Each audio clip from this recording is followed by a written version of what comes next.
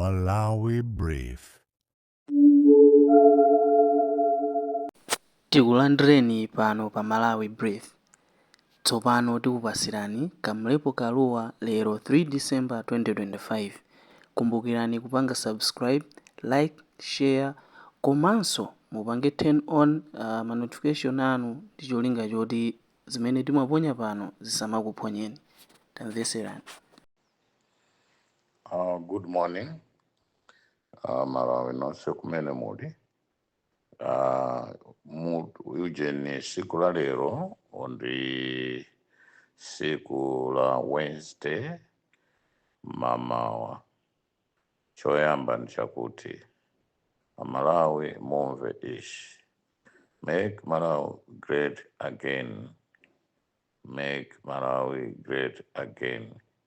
Are in the 3 objectives: to protect the president, 1, to protect freedoms and democracy, 2, and to fight against corruption. Then, number 3, then there is subsidiary to that: transparency, accountability, the rule of law, integrity, and ethics. Mumve bwino ma subsidiary.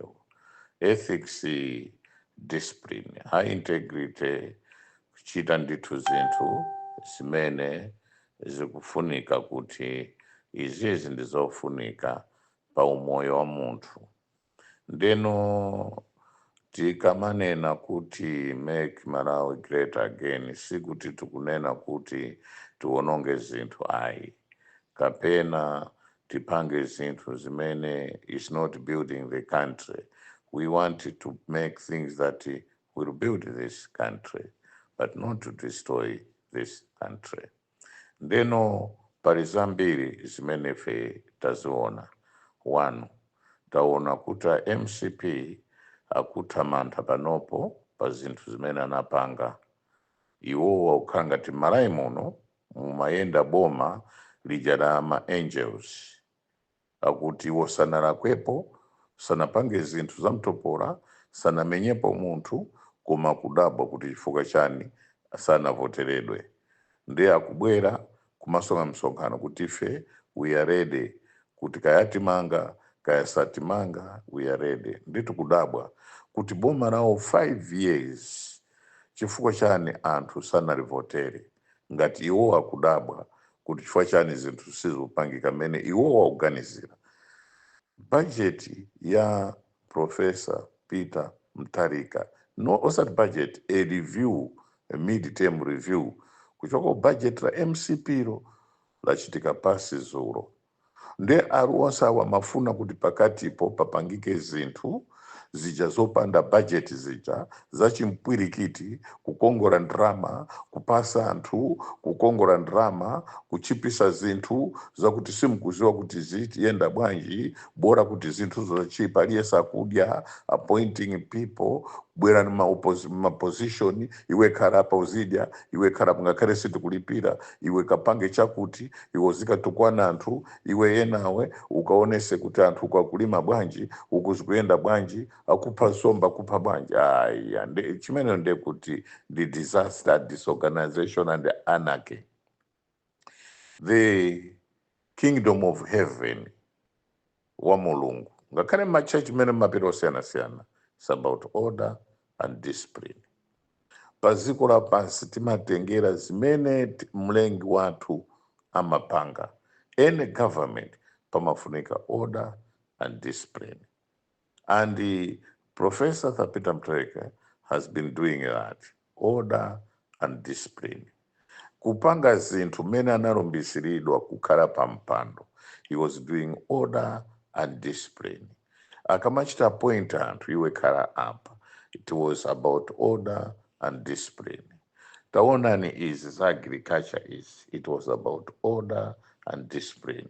Tapangani is my ministers, mpange is ministers zake ndi awa, it was about order and discipline.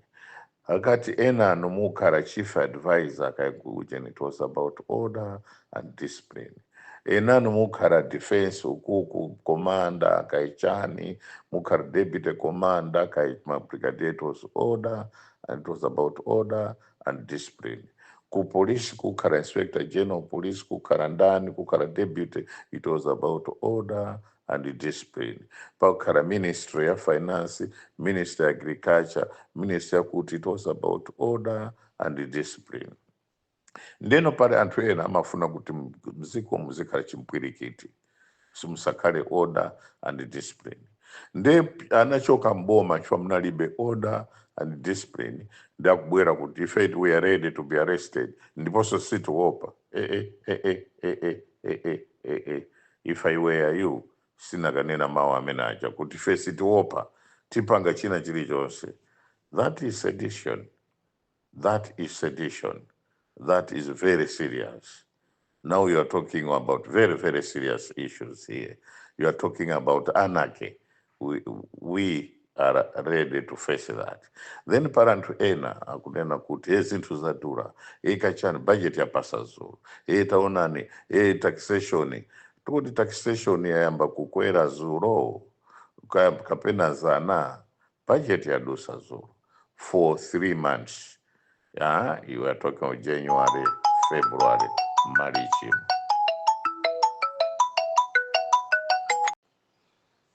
So now, order and discipline is very important. And pali ena mukunena zinthu zambiri ya MCP.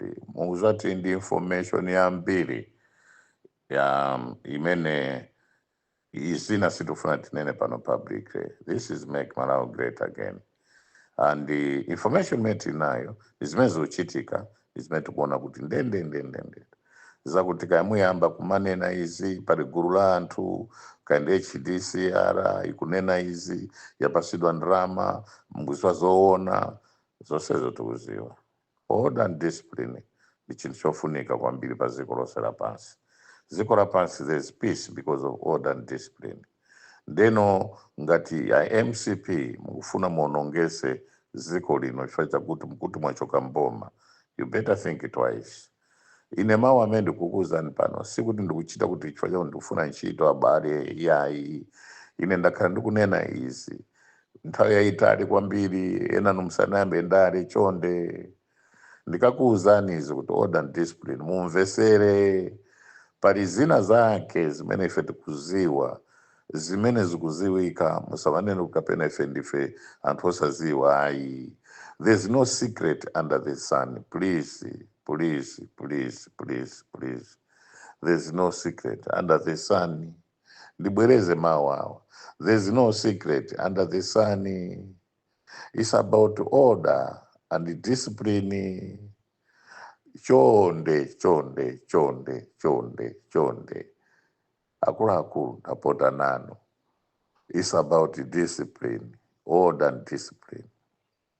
Musayese kuti zonse zimene mukambirana, zonse zimene mwapanga tumaguru, twa media, twa propaganda kaichani, pamene mkukupabe anthu amene inu ya MCP amene mkuwaona ngati they betrayed you, mkwapa anthu amene wao, ena mkwasakasaka, ena muliso ndi ife ku DPP uku kufuna kuti kuyipisa amene simunafune kuti DPP wina.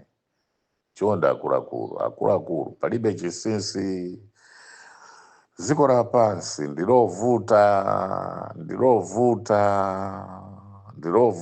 akuluakulu ndikuchenjezeni. Zikoli simene numaliziwira. Ndinkanena anasira msisi. Mawu akulu amakoma akagonera. Tikamanena za kuphedwa kwa Dr. Saulos Klaus Chilima, tikunena zinthu zimene tikuziziwa. Chonda akuluakulu chonde ndapota nanwe. Situngonena zinthu zakuti tikondwerese mtundu wa Malawi ayi. Akuluakulu chonde. Kunena kwa ndite na nthambo anazitengera.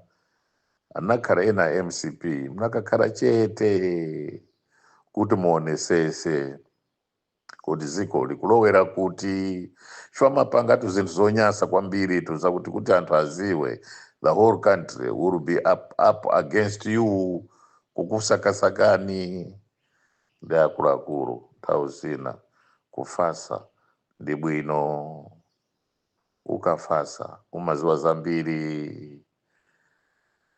Kufulumira kuti ine ndioneke pagulu si bwino.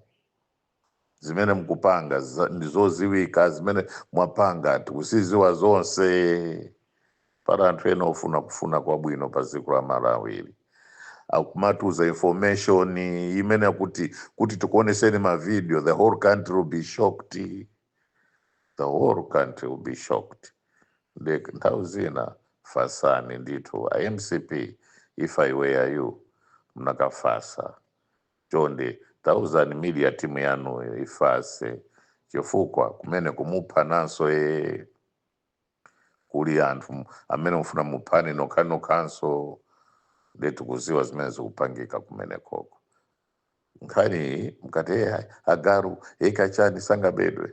Nthawi zina ngati simukuziwa kuli bwino mkhale chete chifukwa muchita comment zinthu zimene simukuziziwa ayi. Ndeno youth ya MCP, be careful. Chonde chifukwa simuziwa zimene mukunena. Tili ndi mapictures anu ambiri kwambasi zimene mukupanga and zimene mukukambira nazo. Ndalama zimene munazo mwabazo zochepa, ndalama zochita spend every day when there's no income, and amene mulanda income, got allowances, parliament and the like. We also know what is going on. Ndeno chonde kufasa nkuona maso ankono kudeka umavala mkanda woyera. Ndeno chonde tikondane ziko ndilatu. Make Malawi great again. It's for everybody. We want to live in a country that is peaceful. We want to live in a country that is disciplined. We want to live in a country that has order. We want to live in a country that has love.